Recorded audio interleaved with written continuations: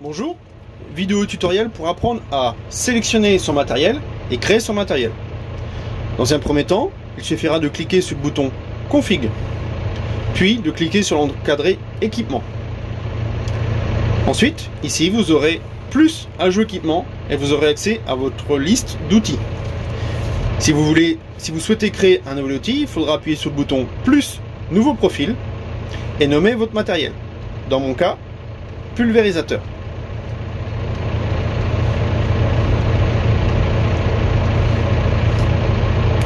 J'arrive sur la page de création de l'outil. Il me demande si mon outil est équipé d'un contrôleur. Souvent le cas sur un outil The Bus, pour faire par exemple du contrôle de débit ou de la documentation de rendement. Si mon outil est équipé d'un chariot, non. Je suis sur un pulvé. Je fais la flèche du bas. Dimension, je clique sur l'encadré. Et là j'ai 3 dimensions renseignées. C, décalage latéral, donc qui est symbolisé par le petit schéma. C'est si l'axe de symétrie de mon tracteur n'est pas le même que mon outil. Ici dans mon exemple, le décalage latéral est bien de 0. Si j'avais par exemple une faucheuse déportée, j'aurais pu indiquer un décalage latéral de gauche ou de droite. La dimension D, centre de rotation. Sur des outils portés, le centre de rotation sera toujours de 0. Sur un outil traîné, c'est tout simplement la distance entre mon point d'attelage et mon essieu. On va dire dans mon exemple 5,50 m. Dans le cas d'un porté, il faudra quand même rentrer une valeur qui sera de 0. Et après ma dimension E, c'est si par exemple j'avais un raccordement arrière sur mon outil. Et si ce n'est pas le cas. Maintenant, il me demande d'ajouter une opération. Il faudra toujours ajouter une opération pour pouvoir avoir accès à la largeur de travail. Donc je clique sur ajouter une opération et j'ai donc une liste d'opérations que je peux effectuer avec différents outils. Comme par exemple application de produits liquides, c'est le cas pour mon pulvé, tonalisier. Application de produits gaz, pas par chez nous. Application de produits secs, ça serait par exemple le distributeur d'engrais. Encensement, ça serait le semoir à blé. Plantation, grain hectare, par exemple semoir à maïs.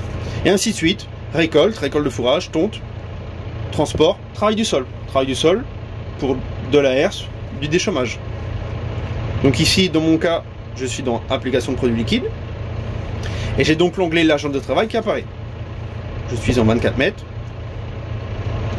Je clique 24 mètres. Ça aurait été sur un semoir, un maïs par exemple. J'aurais pu ajouter un nombre de rangs avec un écartement. Ensuite, flèche du bas, il me demande le point de charge. Le point de charge, c'est tout simplement, par exemple, mon pulvérisateur, c'est tout simplement la distance entre mon point d'attelage et ma buse. Si on avait été sur un semoir à maïs, ça aurait été la distance entre le point d'attelage, donc les bras de relevage, et la tombée de la semence. Sur un distributeur d'engrais, cette distance correspond entre le point d'attelage, donc les bras de relevage, et la tombée du point de chute de l'engrais. Donc ici, on va mettre par exemple 6 mètres. Enregistrement de travail. C'est tout simplement une fonction pour lui dire comment on active notre coloriage. Donc on peut activer le coloriage par le 3 points arrière, le 3 points avant, un interrupteur extérieur, des distributeurs manuellement ou par la prise de force. Dans mon cas, je souhaite utiliser un distributeur, c'est-à-dire que dès que je vais activer le distributeur 1, mon outil va se mettre à colorier bleu. Type de connexion, tout simplement, on me demande comment est attelé mon appareil. Donc ici, je suis attelé avec un piton. Récepteur de l'équipement, si jamais on avait une antenne sur l'outil, il aurait fallu indiquer les dimensions. Ce n'est pas le cas, je n'ai plus qu'à faire sauvegarder. Il me demande, est-ce que je veux bien passer sur une distance de 24 mètres, puisqu'avant j'étais en 3 mètres. Je valide. Et mon outil est bien sélectionné. Je suis bien sur l'outil pulvérisateur John Deere. Si jamais j'ai des choses à modifier, je peux tout simplement recliquer dessus et je retombe sur le menu de création de l'outil.